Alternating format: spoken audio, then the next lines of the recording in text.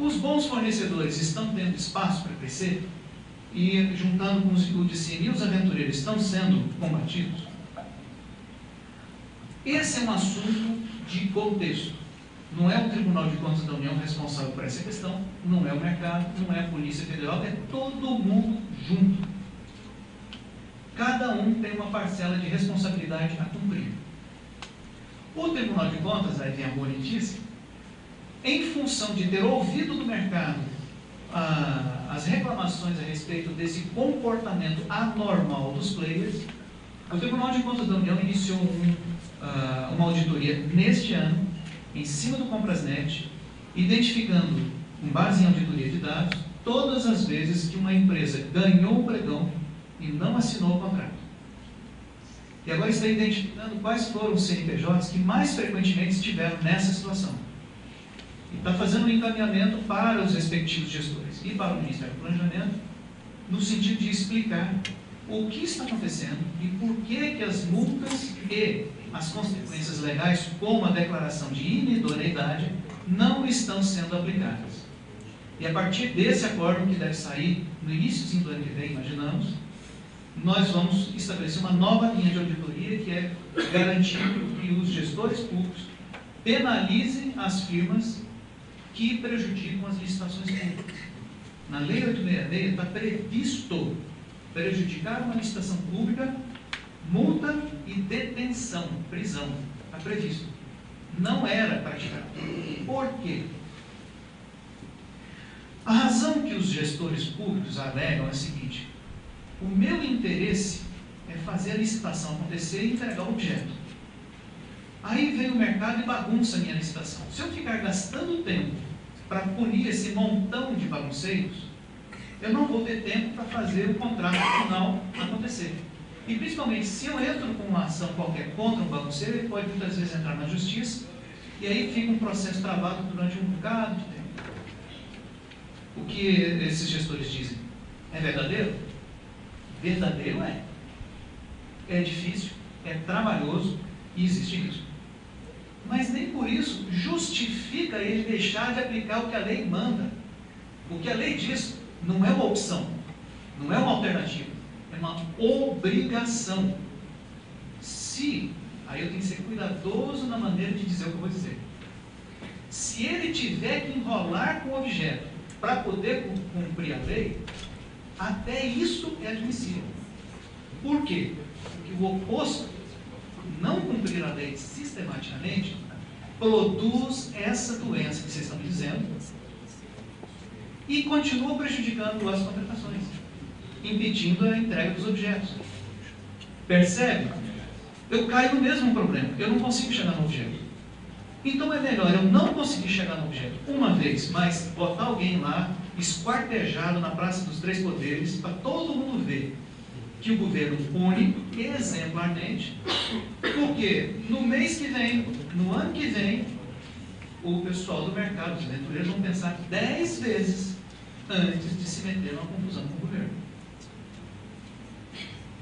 Ou seja, é o que você falou lá no início, é turbulência para o lado do governo, talvez. Talvez eu tenha que admitir uma perda de performance num determinado momento para ganhar em performance lá na frente. Essa vai ser a orientação do Tribunal de Contas no início do ano que vem, estimo, por conta desse processo. Se o gestor público teve um licitante, pregão, não entregou por uma razão não justificável e ele não aplicou as penalidades previstas em lei, que vão desde multa e chegando culminando com o impedimento para participar de licitação pública por até 5 anos, esse gestor público vai ser punido.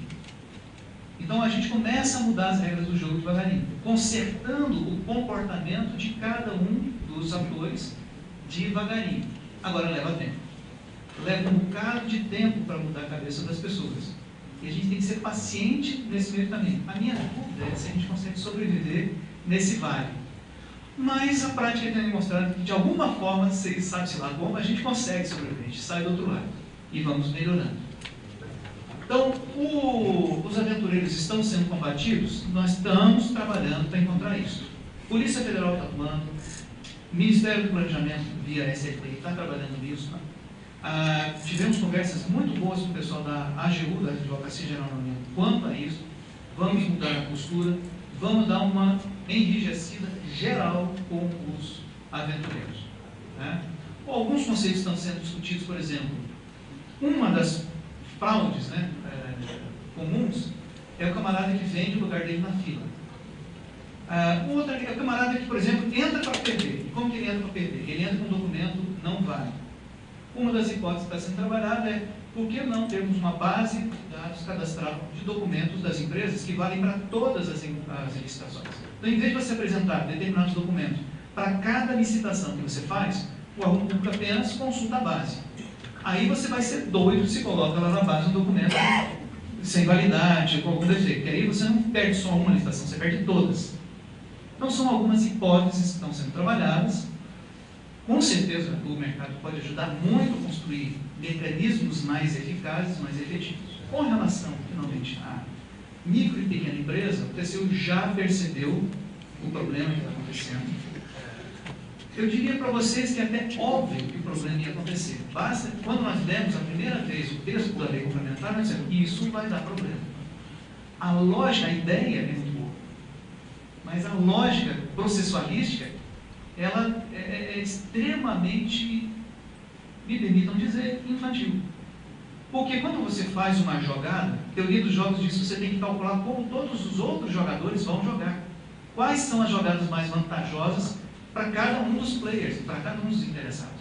E é óbvio que a melhor jogada ali era começar a aproveitar desse privilégio para explorar o privilégio em favor de si mesmo. Por exemplo, vendendo seu lugar na fila, que é uma das coisas que tem acontecido. Ou, outro exemplo, grandes empresas criando pequenas empresas de fachada, laranjas, para poder ganhar licitações também.